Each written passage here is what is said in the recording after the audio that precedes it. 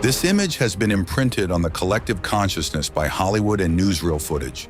Giant steel airlocks, weighing 25 tons, close smoothly, cutting off the chosen few from the rest of the world, a symbol of absolute invulnerability. It seems that this place is the pinnacle of human engineering, the perfect bunker capable of surviving the end of the world. We are sold the image of an impregnable stronghold.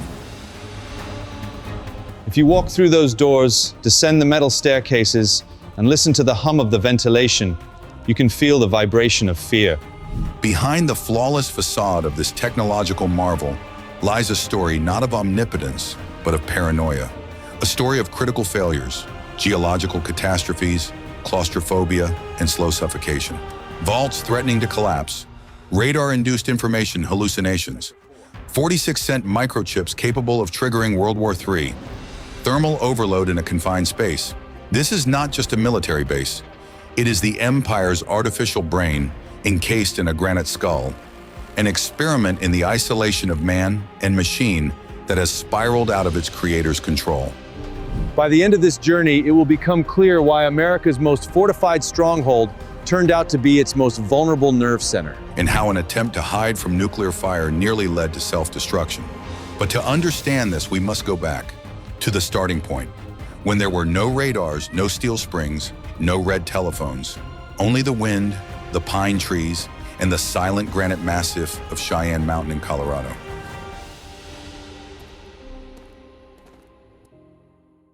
In 1957, the American sense of security was shattered by a single sound.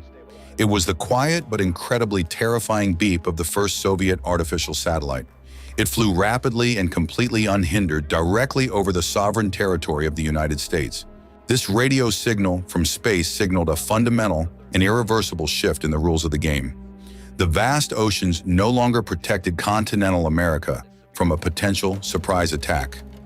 The boundless, peaceful sky instantly became the most dangerous potential front line. New intercontinental ballistic missiles radically changed all conventional military strategy. They drastically reduced the flight time of deadly weapons from continent to 30 minutes. This rapid technological advancement completely deprived the military and civilian population of any chance of evacuation. Traditional ground-based command and control centers immediately became utterly vulnerable and obsolete. In the event of a surprise nuclear strike, these exposed facilities would simply be the first to vanish.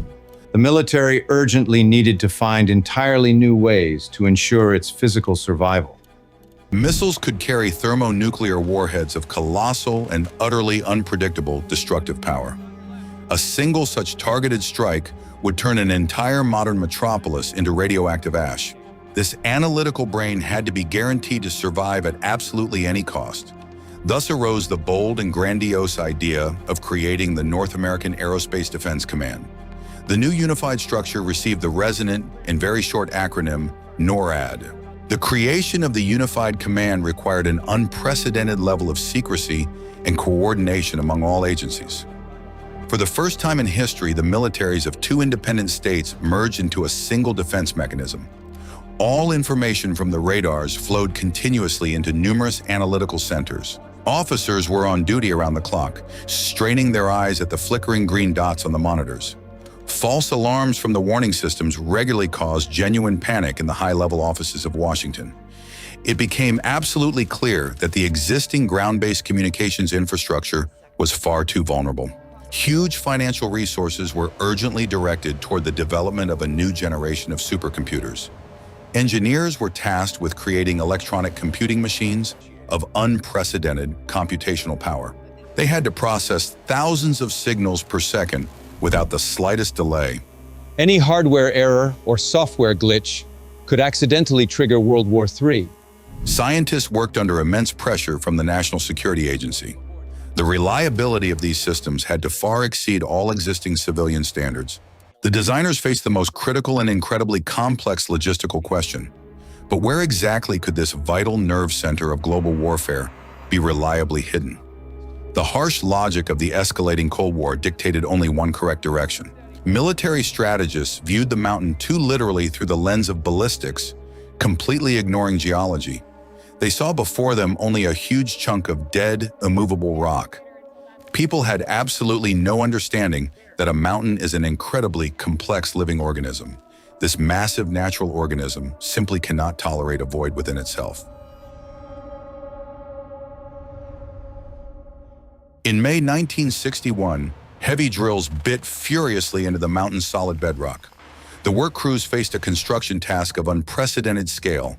They had to carefully remove 1 million tons of rock from the very heart of the unyielding mountain. The goal was to create a gigantic artificial cavern inside the mountain, the size of a small city block. A wide access tunnel, a full American mile long, had to be bored, and then a complex network of intersecting spacious chambers and high vaults had to be carved out. Experienced mining engineers initially expected very rapid and steady daily progress. According to all the textbooks, the hard granite was supposed to cut predictably and absolutely smoothly. The first few meters of tunneling did indeed proceed strictly according to the government's optimistic schedule. But as soon as the daring tunnelers had dug several hundred meters deeper, the mountain began to actively resist. It suddenly became clear that the mighty Cheyenne was not an ideal geological monolith at all. The internal structure of this mountain range turned out to be incredibly complex and extremely convoluted. These long bolts firmly pulled together the scattered layers of cracked, heavy granite.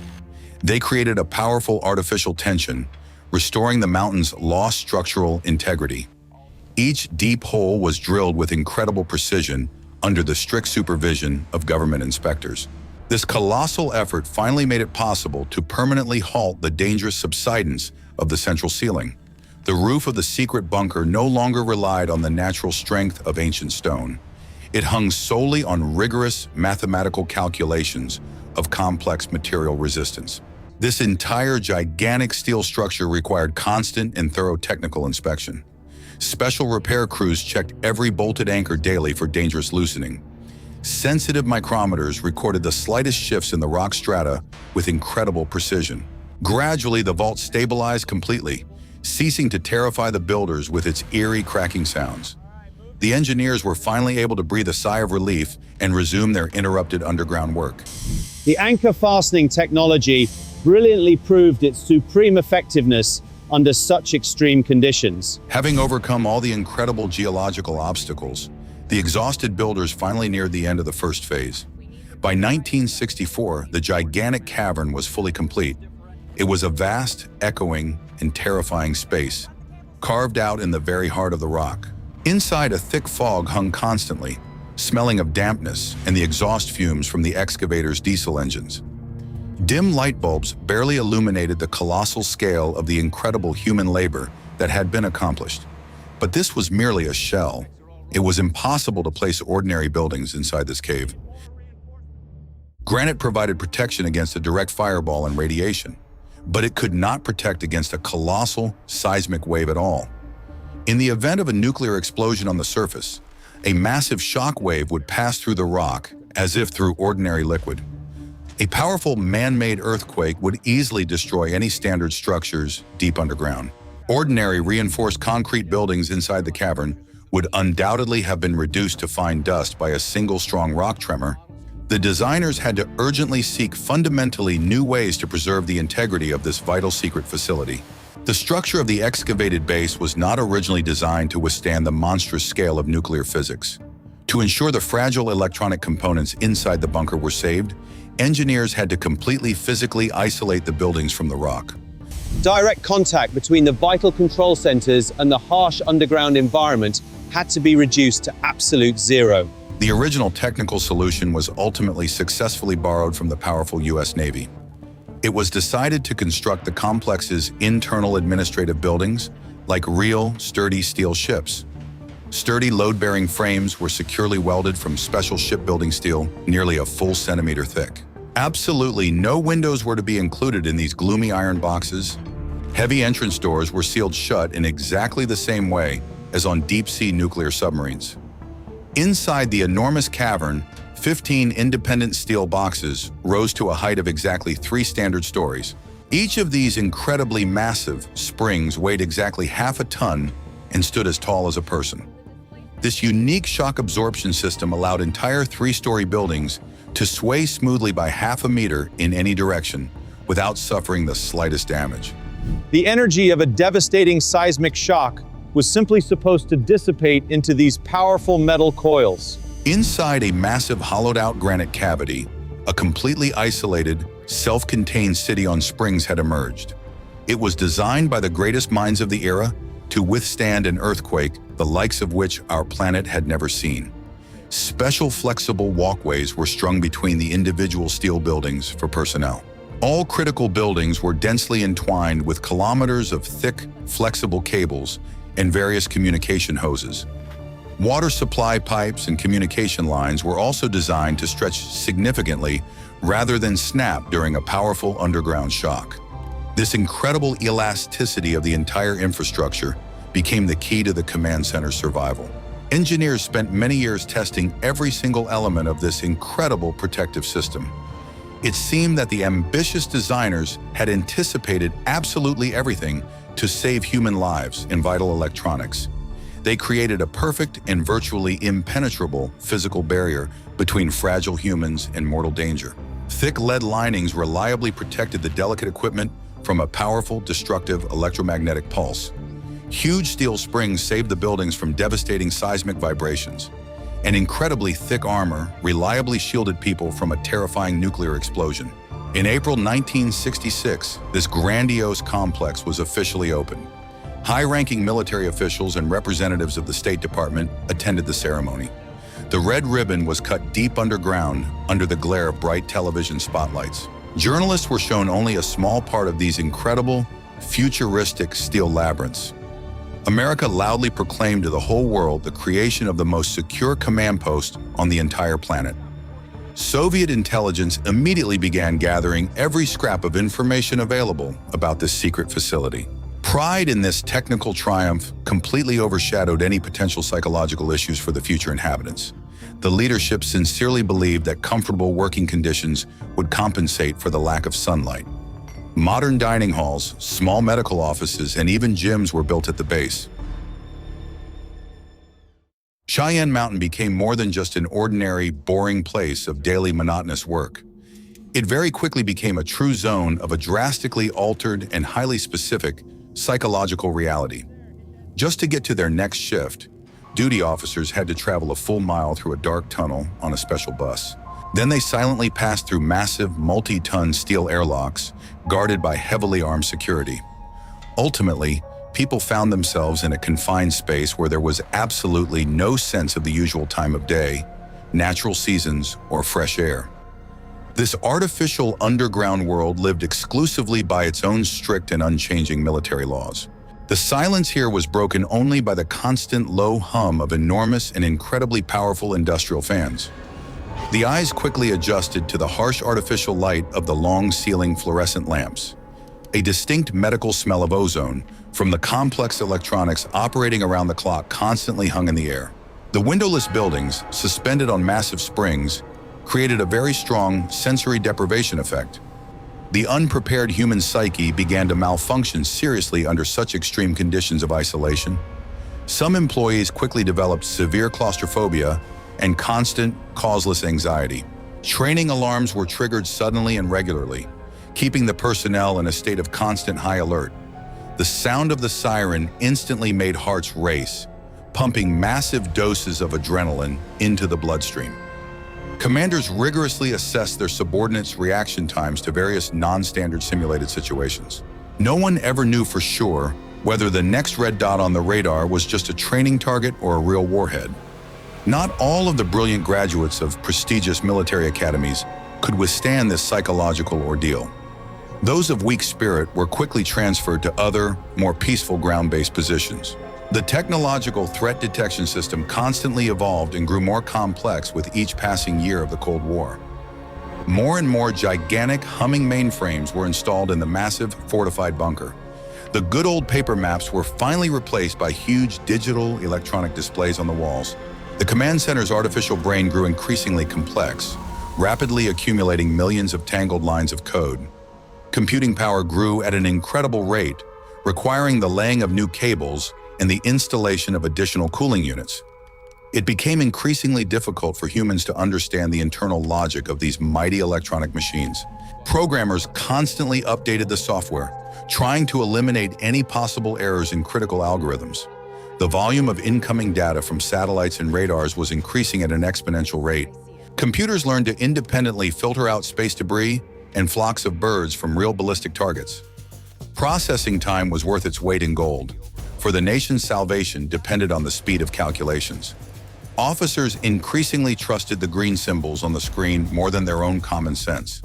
Technology gradually took over the function of making the most important strategic decisions. Complete isolation from the outside world turned the mountain into a dangerous trap for the human mind. People had created an artificial god capable of destroying the world, and locked it away with themselves in a dark cave. Daily routine was tightly intertwined with a constant subconscious anticipation of an inevitable nuclear apocalypse. The operator's mental health slowly deteriorated under the pressure of this colossal and utterly unnatural responsibility. Technology was becoming smarter and smarter, while humans felt increasingly like helpless cogs in a vast machine. The illusion of absolute control began to crack. On the morning of November 9, 1979, the screens at the Cheyenne Mountain Command Center flashed red. The early warning system had detected a massive launch of Soviet intercontinental ballistic missiles. The trajectories converged on key U.S. cities. The bunker doors were immediately sealed. Duty crews at Minuteman missile bases received orders to prepare for a retaliatory launch. Strategic bombers took off. The world was minutes away from a thermonuclear exchange, but the direct-view radars were silent. The alarm signal was coming from deep within the computer system itself. After 6 agonizing minutes, it became clear. One of the technicians had accidentally loaded a training tape simulating a massive strike into the active mainframe. The system failed to recognize the trick and mistook the drill for reality. A completely secure bunker nearly destroyed the world due to human negligence within its perimeter. But the worst was yet to come. In June 1980, the situation repeated itself. Another launch signal. This time, it was chaotic. The screens showed either 2 missiles flying or 200. Bombers were scrambled again. Panic broke out once more in the airtight steel box beneath the mountain. An investigation revealed a cause that shocked the military. The culprit turned out to be a burned-out microchip in a communication switch, a part worth 46 cents. After failing, the chip began randomly substituting 2s for 0s in the data transmission code. The system interpreted this digital garbage as incoming warheads. It was then that it became clear. Salvation had created a new vulnerability. Engineering had protected the base from Soviet missiles, but made it a hostage to its own hyper-complex electronic systems. The brain began generating false memories. The infrastructure designed to ensure survival became the primary source of threat. To avoid further failures, the Pentagon launched a massive modernization effort. Old computers were replaced with new ones, and thousands of miles of fiber optic cables were laid. Terabytes of new data were poured into the bunker, but the mountain's physical boundaries could not expand. 15 steel buildings stood right up against one another. Adding each new server increased energy consumption, and, more importantly, generated heat. The facility ran into basic thermodynamics. Cheyenne Mountain turned out to be a perfect thermos. The granite kept the heat locked inside the cavern. The computers constantly heated the air. Engineers had to ramp up the capacity of the cooling systems. Underground lakes began to be used as giant radiators to dissipate heat. Ventilation shafts leading to the surface hummed at full capacity. By the early 1990s, the bunker found itself in a paradoxical situation. If the outside world had been destroyed and the ventilation shafts sealed with armored valves, the complex would have survived the explosion. But without the ability to vent heat to the outside, its own computers and generators would have cooked the personnel alive within a few days. The Steel City was suffocating. It lacked air, space, and cold. The modernization intended to preserve the base's functionality had pushed the life support infrastructure to the breaking point. The base had become a fragile ecosystem, dependent on the uninterrupted operation of air conditioners more than on the thickness of its armored doors. Tuesday, September 11, 2001, dealt a blow to Cheyenne Mountain for which it was unprepared. That early autumn morning began as the most ordinary and completely calm routine shift for all duty officers. None of the base's experienced military analysts even suspected the impending, monumental, and terrible national tragedy. The early warning system was operating normally, with not the slightest hint of any external threat. The generals were calmly sipping their morning coffee, lazily skimming through the daily reports on the state of outer space. It was a true conceptual collapse of the entire defense and security system that had been built up over decades. The bunker's most powerful radars were trained high into space, far beyond the radar horizon. They continuously scanned the sky toward Russian launch silos and the boundless expanse of the ocean. All of the colossal computing power was focused exclusively on searching for enemy intercontinental ballistic missiles. The engineers were incredibly proud that their equipment could easily track an object the size of a baseball in orbit. However, these incredibly complex and exorbitantly expensive technologies proved completely useless against a simple earthly threat. Yet they were utterly blind to the passenger Boeing that had taken off from Boston with its transponder turned off. The entire grandiose architecture of the secret base was originally designed for very specific and narrow military tasks. Its powerful steel springs, heavy armored airlock doors, and thick granite vaults were tailored to repel an external apocalypse.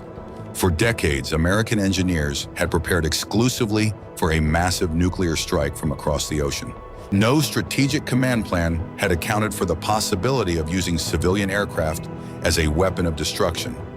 The insidious enemy turned out to be far more cunning and inventive than any theoretical Cold War computer model. But the apocalypse came from within the country at low altitudes using civilian aircraft. Installing new computer equipment inside steel boxes turned into a real logistical nightmare for local technicians. Running new fiber optic cables through meters-thick layers of solid granite was a nearly impossible and incredibly expensive task. Fresh air was constantly in short supply, and the old server cooling systems were operating at the very limit of their capacity. Successfully combating terrorism required instant and constant coordination among dozens of different ground and air agencies. Trapped deep underground, officers simply could not physically keep up with the rapidly changing operational situation. The stone armor quickly turned into a thick prison wall, permanently cutting off command from the rest of the dynamic world. A new digital era has dawned, one in which the speed of data exchange and deep integration among different agencies are critical. Under these conditions, complete physical isolation beneath millions of tons of stone has become not a defense, but a massive obstacle.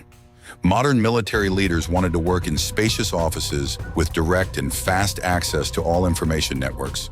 They were thoroughly tired of descending every day into a gloomy underground chamber, devoid of even the slightest natural sunlight. The Ministry of Defense began an active search for a more suitable and affordable above-ground location to house its headquarters. In 2006, after long and heated debates, a historic decision was finally made. The massive relocation process took quite some time and required incredibly meticulous preparation of all backup channels for secret communications. Engineers carefully dismantled the most valuable electronic equipment from these cramped steel containers mounted on springs. The base's numerous military personnel bid farewell to the artificial lighting and stuffy underground air with immense, heartfelt relief. Now the officers sat in comfortable chairs with ordinary wide windows and quiet central air conditioning. The indestructible stone mountain ultimately lost this long battle not to fast Soviet ballistic missiles at all. It lost to modern, rational logistics and a fundamental change in the very nature of waging large-scale war. Today, the legendary Cheyenne Mountain officially holds the strange and highly unusual status of a so-called warm reserve. Legally, this means that its entire complex internal infrastructure is meticulously maintained in a constant state of readiness in case of unforeseen crises. Powerful computer servers hum quietly and steadily in the dim light, processing insignificant streams of digital information. Gigantic industrial ventilation systems reliably pump filtered air through endless labyrinths of steel pipes and concrete shafts. Technicians on duty closely monitor the readings of numerous humidity and temperature sensors in each isolated block. However, despite all this appearance of active technical life, most of the vast spaces now stand completely empty. The silence in the empty steel corridors is broken only occasionally by the hollow echo of the footsteps of rare technical inspectors. On the thick metal walls, one can still easily spot old, faded plaques bearing the names of secret departments that no longer exist. The vast dining halls where hundreds of officers once dined daily are now simply covered in a thin layer of gray dust. Huge spare diesel generators wait silently and patiently for their unlikely hour in large, dark stone niches. Deep underground reservoirs of the purest fresh water remain full to the brim, reflecting the dim light of emergency lamps on standby. This remarkable place has been frozen in time forever, becoming a unique monument to humanity's fear of the atomic bomb. Where the nerve center of the Cold War once pulsed with intense activity, only a handful of technicians now roam. They regularly and very methodically check the current condition of the massive steel springs beneath the floors of the three-story iron buildings. A total of about 200 qualified personnel maintain this colossal but utterly deserted steel underground city around the clock. Long rows of modern, flashing electronic servers have completely replaced the uniformed personnel at their desks. These silent and obedient smart machines continuously copy and carefully store terabytes of information from all corners of the globe. Maintaining the electronics around the clock requires far fewer resources than providing full life support for an entire underground military garrison. The air temperature in the server rooms is strictly controlled by new, powerful automatic climate control and cooling systems. The physical security of the servers is ensured by innovative gas fire suppression systems, which by design do not use water, a substance that is destructive to equipment. The Pentagon's massive digital brain sleeps peacefully under the reliable protection of stone, awaiting that fateful moment when it may be needed. The massive structure of the converted base, which was not at all designed for the digital scale of the past century, has nevertheless adapted quite successfully. The former main command post has essentially become the most secure and largest flash drive for the entire US Pentagon. This long and incredibly expensive historical experiment in survival ultimately ended with a quite reasonable and predictable logical compromise. Rational humanity recognized its physical limits and finally abandoned the maniacal idea of living permanently deep underground. All real operational military power has permanently moved from underground to more comfortable and convenient, well-lit above-ground conditions. It left behind only a grandiose yet completely empty and useless steel shell deep within the very center of a granite mountain. Nevertheless, the outstanding engineering genius of the builders of this unique complex still commands immense, sincere professional respect. The designers were able to successfully solve incredible technical challenges that were decades ahead of their time. Innovative spring-based shock absorption technologies created specifically for this bunker later found very widespread application in civilian high-rise construction. The harsh historical lessons of the Cold War era are gradually and irrevocably fading from the memory of new, younger generations of world politicians. Today's global geopolitical threats are of a completely different nature and require fundamentally different, flexible methods of counteraction. Sophisticated cyber attacks and harsh economic sanctions have become far more effective and destructive weapons than old-fashioned nuclear ballistic warheads. Therefore, the urgent need to constantly hide in damp granite caves has disappeared of its own accord, along with the radical change in the entire global agenda. But the ancient and wise Mount Cheyenne continues to stand silently and proudly in its rightful natural place, reliably guarding its dark steel secrets. It serves as a massive, silent reminder of that grim time when our entire world teetered on the very brink of total physical annihilation. The intimidating exterior of this grandiose engineering structure has remained absolutely unchanged, but its true inner essence has faded forever. Thousands of massive steel springs remain as steadfast and reliable as ever, ready to absorb the crushing underground blast of a megaton atomic bomb. But this terrifying theoretical bomb will most likely never fall on the green and peaceful territory of the modern state. The colossal investments of billions in thick concrete and sturdy steel turned out to be nothing more than expensive insurance against a global catastrophe that fortunately never occurred. Once the most impregnable and high-tech military stronghold, it has turned into a peculiar relic of a bygone era of global confrontation. The American fortress has become an expensive museum of paranoia, maintained at the taxpayer's expense. Look again at those 25-ton steel doors, at the hydraulics capable of sealing off the mountain from the world. You do not see security. You see a monument to fear and the limits of human control. From the concept of an impenetrable shield to the empty corridors of the warm reserve, Cheyenne Mountain has followed the path of any closed system. The attempt to isolate itself from the threat led to the threat sprouting from within. From collapsing rocks to maddening microchips and the suffocating heat of servers. Every attempt to modernize this fortress only made it more fragile and dependent. We learned to hide beneath millions of tons of granite. We managed to suspend buildings on springs and block radiation. But we could not defeat the entropy of complex systems.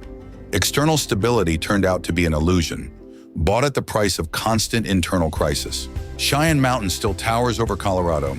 The doors are oiled, the diesel generators await their moment. But the true story of this place will forever remain a tale of how deep a person is willing to burrow into the earth to feel like a god, and how quickly granite and steel remind him of his true size.